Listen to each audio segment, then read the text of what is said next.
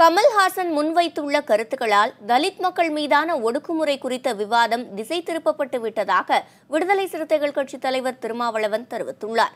நெல்லையில் செய்தியாளர்களை சந்தித்த அவர், பாரதிய ஜனதாவின் கொள்கைக்கு எதிராக கமல்ஹாசன் பேசுவதால் அவரது அரசியல் பிரவேசத்தை அக்கட்சி விரும்பத்தகாததாக கருதலாம் என்றும் கூறியுள்ளார்.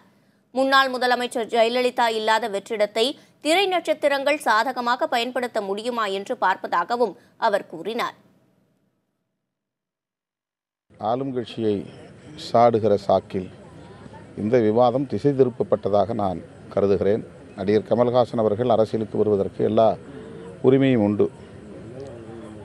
அரசியல் பற்றி கருத்து சொல்வதற்கு அவருக்கும் சுதந்திரம் உண்டு. தன்னை ஒரு பகுத்தறிவுவாதியாக மக்கள் மத்தியிலே ஒரு பதிவை செய்து வருகிறார். ஆகவே பாரதிய ஜனதா கட்சிக்கு நடிகர் கமல்ஹாசனுடைய அரசியல் பிரவேசம் என்பது விரும்பத்தகாத ஒன்றாக இருக்கலாம். ஆகவே கமல்ஹாசன் அவர்களை அவர்கள் கடுமையாக சாடுகிறார்கள்.